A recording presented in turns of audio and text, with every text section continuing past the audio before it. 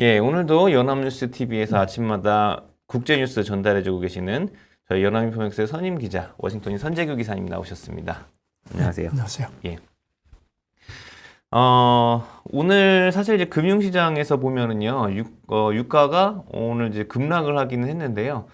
뭐 사실 유가가 오늘 같은 경우는 급락을 하긴 했지만 그래도 여전히 유가가 이제 높은 수준이고 전 세계의 어떤 인플레이션의 어떤 근본적인 이제 원인이 되고 있는데 바이든이 드디어 이제 사우디 순방을 가죠.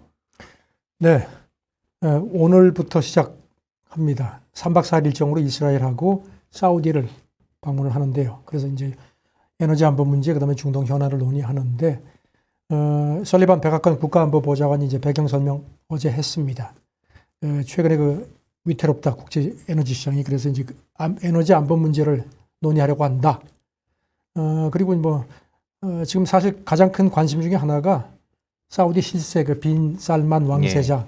그동안은 아주 바이든이 노골적으로 왕따를 시켜왔는데 이번에 만날 예정인 걸로 그렇게 나타났습니다. 안 만나면 안 될 것 같죠. 그렇죠. 예.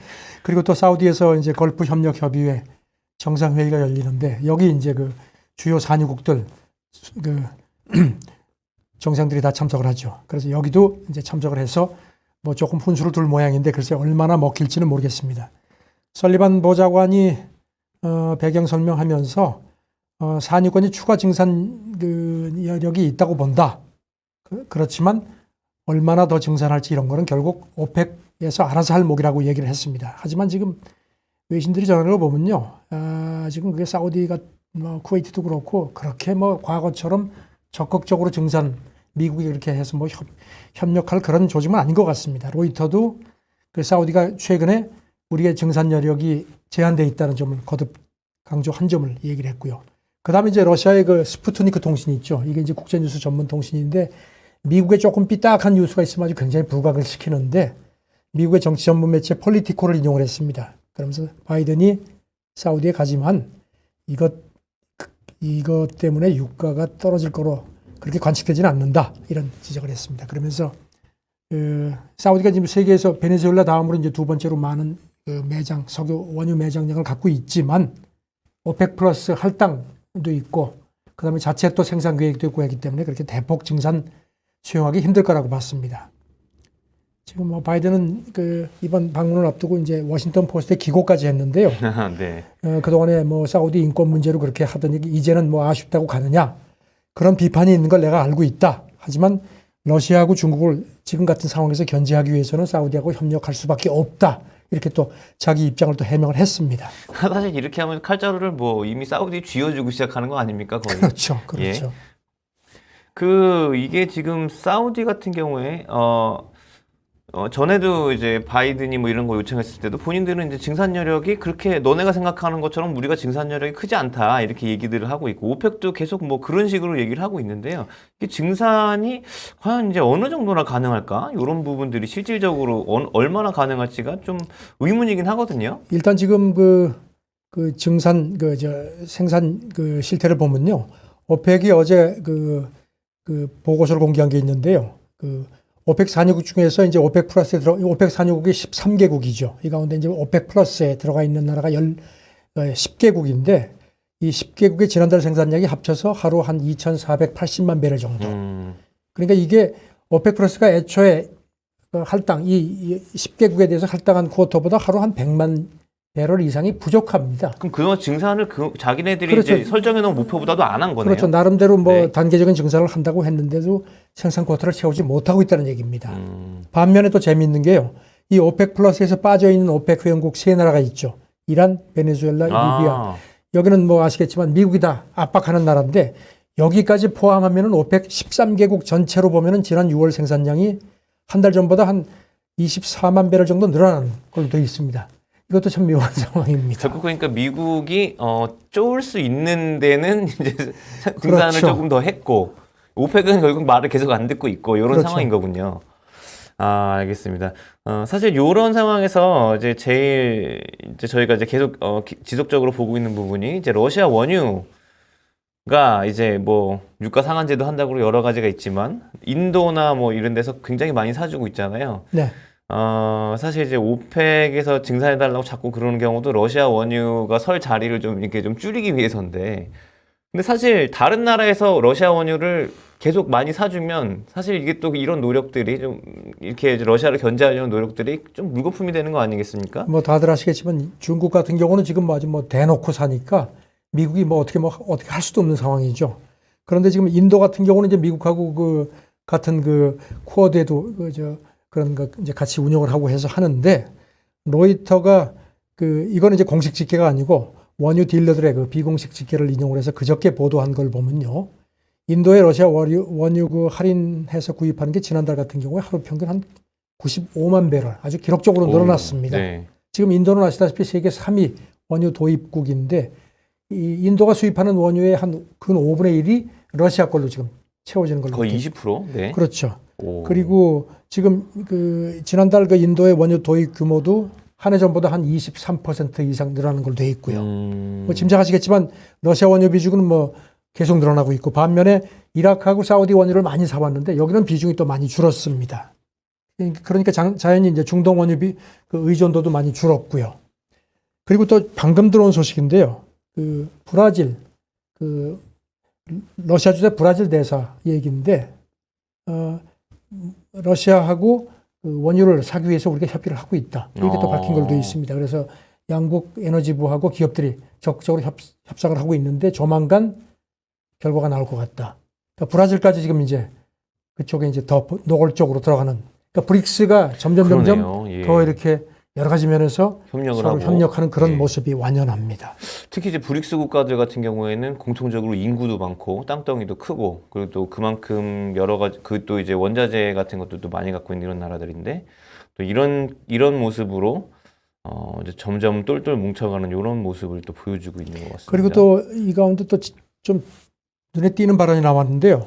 메드베데프 러시아 국가안보회의 부의장, 이 사람은 이제 푸틴의 복심으로 평가가 되는 인물인데, 이 사람이 텔레그램에 이런 글을 올렸습니다. 브릭스, 지금 방금 말씀드린 브라질, 러시아, 인도, 중국, 남아공이죠. 브릭스를 위한 새로운 기축통화 창설 가능성을 배제하지 않는다. 물론 전에도 이런 뭐 얘기들이 나왔지만 지금 상황이 그러면서 이 사람 얘기가 지금 유로 환율을 얘기를 했습니다. 유로 달러 지금 이제 페리티 이런 상황에서 이제 유로 가치가 많이 떨어졌죠. 지금 아시다시피 지금 러시아는 유럽의 가스를 팔면서 주로 이제 유로를 많이 받아왔고, 그래서 이제 그런 상태인데, 이제 그러니까 유로화 가치가 떨어진다는 건 자기들 그 판매 수입에 큰 영향이 있다는 거죠. 그래서 이 사람 얘기가 이런 유로 가치 하락으로부터 보호받는 최선의 방법은 미래에 새로운 결제 수단을 마련하는 거다. 그런데 그렇게 하면서, 그렇지만 당장은 러시아 루블이라든가 인도 루피, 중국 위안화 같은 거를 우리가 서로 쓸 수 있다. 이런 얘기를 했는데, 전에도 달러 외의 기축통화 얘기들이 많이 있고 하지만 지금 상황인 만큼 이런 얘기를 하는 게 뭔가 브릭스 간의 어떤 공감대가 좀 이렇게 어느 정도 있는 거 아닌가 하는 그런 관측도 일각에서 나오는 겁니다. 예, 사실 뭐 이게 우리나라에서도 전에 어떤 분이 말씀하셨지만 어떤 기축통화를 만든다는 것 자체가 쉬운 일은 아닙니다만, 그렇죠. 쉬운 일 아니죠. 예, 이게 쉬운 일은 아닙니다만, 사실 최근에 보여주고 있는 이런 좀 큰 나라들, 이제 인구와 자원과 이제 땅덩이가 넓은 나라들끼리 어떤 움직임을 봤을 때 이런 얘기를 하면 사실 좀 위협적으로 느껴질 수가 있는 부분이긴 합니다. 그리고 또 이전과는 달라서 지금은 이제 러시아도 그렇고 사실 달러망에서 쫓겨난 거 아닙니까? 그렇죠. 그러니까 전과는 좀 상황이 다르죠. 자기들이 밀려나서 쫓겨났기 때문에 그야말로 어떻게 보면 좀 표현이 그렇지만 울고 싶은데 뺨 맞은 격이 된 것도 있을 수 있죠. 그러니까 훨씬 공감대가 더 클 수 있는 그런 배경이죠. 예, 사실 요즘에 이런 환율 흐름을 보면 이런 걱정들이 사실 생길 수밖에 없는 흐름인 것 같습니다. 특히 아까도 말씀하셨지만 이제 유로도 문제인데요. 유로화 가치 하락도 굉장히 큰 문제인데, 사실 이제 달러 초강세 배경에는 유로화 말고 하나가 더 있죠. 이제 엔저가, 이게 기록적인 엔저가 또 있는데요. 일본 같은 경우에는 사실 저는 개인적으로 이런 게 되게 궁금했었거든요. 일본에서는 과연 이런 엔저에 대해서 걱정을 안 하는 건가? 이게 지금 계속 괜찮다고 생각하는 건가라고 생각을 했었는데요. 글쎄 참 그것도 참 의문입니다. 그렇게 지금 일본 같은 경우는 뭐 아시다시피 지금 에너지 수입 의존도가 90%가 넘어서 지금 뭐 사실 에너지 가격이 엄청나게 뛰었고 또 공급 차질도 빚어지니까 그러니까 어려운 상황이고 무역 적자 문제도 있고 뭐 여러 가지 상황인데, 지금 이제 이런 가운데 이제 이제 그 환시장 문제, 그 다음에 그 이런 것들 때문에 이제 상황이 어렵죠. 근데 이제 옐런 미국 재무장관이 이제 어제 도쿄에 갔죠. 그래서 스즈키 일본 재무상하고 만나고 나서 공동 성명을 냈는데요. 미국하고 일본이 외환시장에서 적절한 협력을 계속한다는 내용을 넣었습니다. 이 적절한 협력이라는 표현이 참 여러 가지로 함축적인 것 같습니다. 그러면서 스즈키 그 재무상도 이번 회담에서 옐런 장관한테 급격한 엔화 약세를 우려한다. 이런 얘기고 필요하면은 외환 문제에서 협력하겠다. 과연 그 이면에서 어떤 얘기들이 있었는지 상당히 궁금합니다. 이게 근데 참 아까 이제 적절한 협력이라는 단어를 썼다고 말씀하셨습니다만 사실 이제 그 근본적으로 이제 외환의 문제는 이제 금리 문제랑 연결이 되는데 그 엔저는 걱정을 하면서 양적 완화 정책을 계속 유지를 하는 이 일본 중앙은행. 그런데 이제 요런 상황에서 어떻게 이제 적절한 협력을 하겠다는지 사실 굉장히 좀 디테일이 궁금하긴 하네요. 그러면서 성명이 이제 또 여기다가 덧붙인 걸 보면은 이제 이게 환율 문제하고 러시아 제재 문제하고 연결을 시키는 쪽으로도 초점이 가는 것 같습니다. 성명이 보면요, 미국하고 일본은 G7, 그다음에 G20 약속에 따라서 외환 시장에 대한 협의를 지속하고 통화 문제에서 적절한 협력을 지속하겠다. 그러면서 두 장관이 그 우크라이나 침공에 따른 그 이런 것들을 이게 이제 금융 경제 안정에 부정적인 영향을 미칠 수 있는 환율 변동성을 높였다는 점에 인식을 같이 했다. 여기 포인트를 맞췄습니다. 그러니까 러시아 추가 제재 문제를 아마 집중적으로 한다는 걸 부각을 시키고죠. 그런 의도를 가진 것 같습니다. 어떻게 보면은 뭐 미국에서는 항상 이제 외환 시장에 정부 당국이 개입하는 거를 이제 굉장히 싫어하고 항상 이제 와치를 하고 있는데 뭔가 이제 그런 부분에 대해서 좀 눈 감아주겠다는 건지 뭐 이거 참 그런 부분이 좀 적절한 협력 과연 이제 앞으로 어떤 얘기가 이제 더 나오게 될지 그리고 이제 수면 위로 올라오는 얘기가 어떤 게 될지도 좀 주목이 되는 부분인데요. 사실 그 원유 상한제 관련해서 우리나라도 이제 곧 도입을 하려고 생각을 지금 하고 있는 거죠. 옐런 장관도 곧 방한을 하지 않습니까? 네, 뉴욕타임스도 앞서서 그런 보도를 했는데요. 옐런 장관의 이번 그 아시아 순방의 포인트는 러시아 원유 가격 상한제 동참을 강력히 설득하는 거다. 말이 설득이 사실 강하게 압박할 거라는 그런 지적들인데, 그렇죠. 예. 이 그 미일 공동 성명에도 이 내용이 들어가 있습니다. 그 표현이 이렇게 되어 있습니다. 적절한 가격 상한제 설정 가능성을 포함해서 에너지 가격 상승을 억제하기 위한 방법을 지속해서 모색하려는 G7 노력을 환영한다. 상당히 좀 조금 톤이 강하지가 않습니다. 예. 로이터도 그렇고 교도도 그렇고 이번에 이 문제가 상당히 비중 있게 논의가 됐다. 근데 아시다시피 지금 뭐 말씀하신 것처럼 옐런 장관은 도쿄 방문 오늘까지 하고 그다음에 발리에 가서 G20 재무장관회담 하고 나서 그리고 이제 19일 날 1박 2일 일정으로 이제 우리나라에 오는데 뭐 우리한테도 상당히 적지 않게 압박을 할 걸로 지금 그런 관측이 되고 있습니다. 예, 참 이야기를 한다, 이제 압박을 한다. 참 이제 우리나라도 정말 저희가 이제 여러 번 말씀드리고 시청자분들께 여러 번 말씀드리고 있습니다만 이제 좀 우리나라가 참 지혜로운 선택을 잘해야 되는 이제 좀 중요한 시점인 것 같습니다. 자, 이제 저희가 이제 우크라이나 문제로 좀 넘어가 볼게요. 사실 저희가 이제 우크라이나랑 러시아 전쟁이 계속 이제 이어지면서 곡물 가격이 오르고 전 세계적으로 이제 식량난이 이제 좀 가중이 되는 이런 모습을 많이 보여왔는데요. 우크라이나 곡물을 이제 운송을 하게 해주는 이런 사자 협상을 이제 이스탄불에서 튀르키예에서 이제 한다고 이제 지난번에 전해주셨는데 그게 오늘입니까? 네, 오늘 이스탄불에서 사자 협상이 그 열리는 걸로 그 러시아 외무부 국제기구 국장이 밝혔습니다. 아시다시피 지금 그 곡물선이 그 우크라이나 곡물 싣고 나온 게 있었죠. 근데 이제 이게 우크라이나 쪽 주장은 우리 거 훔쳐가지고 판다 그래가지고 뭐 튀르키예 이거 차압해달라 뭐 이런 얘기도 있었고요. 가지고 유엔이 좀 개입해달라고 했는데 유엔이 이제 그렇게 해서 들어가서 이제 협상이 열리는 걸로 그렇게 나타났는데요. 러시아, 우크라이나, 튀르키예, 유엔은 이제 그 참관하는 걸로 그렇게 일단 명문은 되어 있습니다. 그런 이제 러시아 쪽에서 이제 이거를 이제 협조를 하는데 그래도 조건은 있습니다. 그 러시아 그 외무부 관계자 얘기는 우리도 조건이 있다. 무기 밀반입 차단하기 위해서 선박 감시 같은 건 우리가 해야 된다. 네. 그리고 또 그다음에 이제 우크라이나가 먼저 자기네 그 항구 주변에 있는 기뢰를 제거해라. 이게 사실 쉽지는 않은 겁니다. 이런 가운데 또 보면요, 푸틴이 또 이란을 가는 걸로 발표가 됐습니다. 예.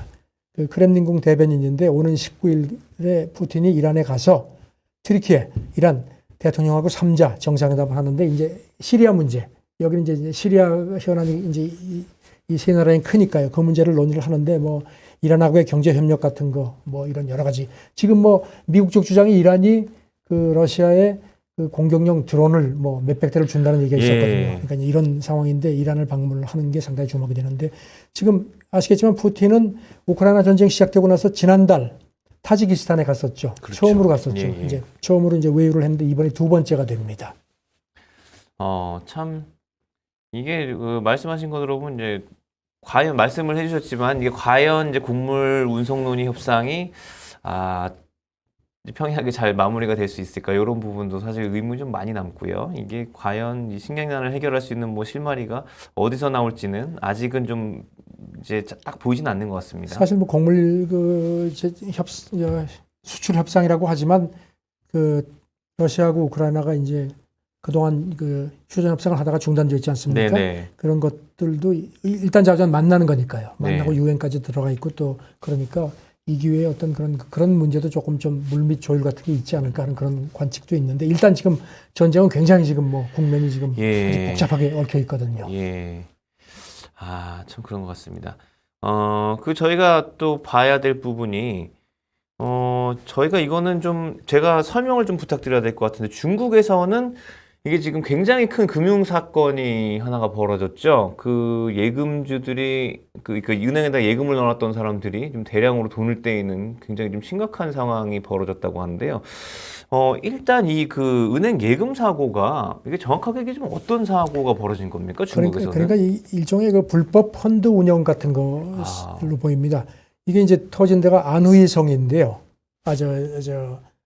처음에 터진 데가 허난성입니다. 예, 허난성. 예. 거기서 뭐 한 그 예금자 한 3,000명 정도가 거기 있는 그 인민은행 지점 앞에서 참 중국에서는 이렇게 대규모 시위가 굉장히 어려운데 이렇게 시위를 하고 네. 더군다나 이제 또뭐 이상한 사람들이 막 가가지고 이 사람들을 끌어내는 바람에 몇 사람이 또 다친 모양입니다. 아하. 그러니까 이게 이제 상황이 심각해졌으니까 이제 당국이 깜짝 놀란 것 같습니다. 그래서 이제 황급히 개입을 했는데 어떻게 개입을 했냐면 이제 일단 이 고객들이 자기들은 이제 은행에 예금을 했는데 그 일종의 그 펀드 매니저들이 이 해당 이름을 걸고 돈을 받아가지고 그걸 예치를 하지 않고 그걸 가지고 그냥 편법적으로 불법 펀드를 운영을 한 모양입니다. 그러면서 이제 고액 고리를 주겠다고 이제 그런 상황이니까. 금융 사기네요, 이거는. 그렇죠. 금융 사기죠. 그러니까 이제 예금주들은 우리는 뭐 은행인 줄 알고 했는데 하니까 이제 처음에는 당국에서는 이건 당신들이 그 잘못 알고 들어가서 한 것 하는 식으로 발을 뺐다가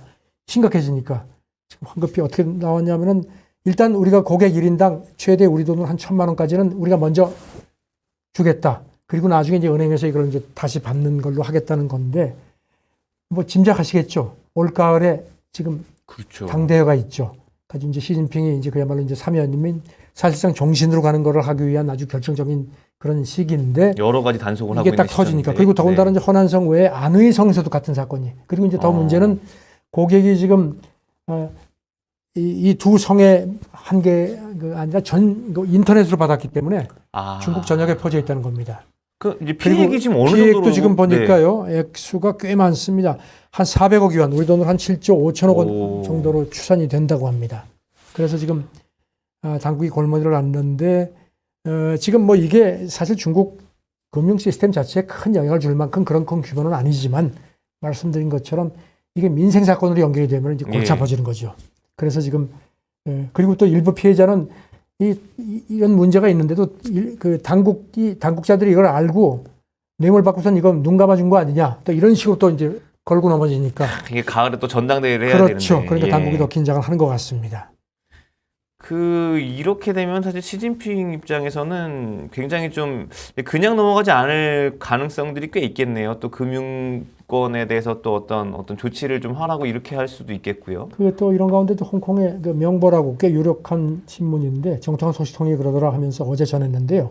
이번 20차 가을 당대회 때 그 당 총석이 이제 3연임이 되는 거는 이제 뭐 이미 기정사실인데 거기다가 인민영수라는 칭호까지 줄 예정이라는 겁니다. 이렇게 되면 이제 이거는 이제 그 과거의 덩샤오핑처럼 네네. 이 사람도 이제 권력 넘기고 은퇴를 했지만 죽을 때까지 계속 뒤에서 막부 실력자 행색을 다 하다 네네. 했거든요. 그 반열에 올라간다는 겁니다. 그렇게 돼야 되는 이 중차대한 시기에 이런 사건이 터져가지고 이게 민생 사건으로 퍼지면 이제 제로 코로나도 지금 어거지로 지금 간신히 이렇게 눌러놨는데 그래서 지금 더욱 긴장을 하는 것 같습니다. 예, 참, 요런, 그 시진핑 입장에서 여러 가지로, 사실, 그 전 세계적으로 금융시장에서 이제 그 중국을 많이 주목했던 이유가 이제 제로 코로나 기조가 과연 이제 중국 그 경제 성장률이라든지 수요라든지 이런 거 어떻게 그렇죠. 영향을 끼쳐서 또 이제 전 세계적인 인플레나 이런 데 영향을 끼칠지 또 주목을 했었는데 혹시나 이제 요런 사건을 이제 계기로 해서 금융기관이라든지 이런 데다가 또 사실 지금은 이제 좀 확장 정책을 펼치려고 노력하는 유일한 주국 중에 하나입니다만 이런 게 또 그런 확장 기조에 영향을 혹시나 끼치게 된다면 금융시장에도 좀 약간 이제 파장이 좀 있을 수도 있겠네요. 특히 이 예금주들이 시위하면서 그랬다는 겁니다. 그 현수막을 내걸었는데 중국몽이 무너졌다.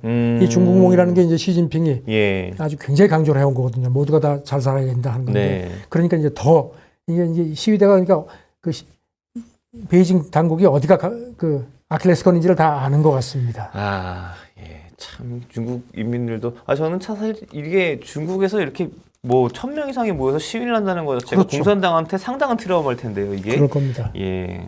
알겠습니다. 이 사태도 이제 향후에 어떻게 계속 진행이 되는지도 저희가 좀 살펴보는 게 좋을 것 같습니다. 아마 저희 선 기자님께서 추가로 앞으로도 이제 추가적인 이런 뭐 중국 당국의 어떤 이런 게 있다면 계속 알려주시고요. 체크해 보겠습니다. 오늘도 좋은 소식 빠르게 전달해 주셔서 감사합니다. 네, 고생하셨습니다. 감사합니다. 네.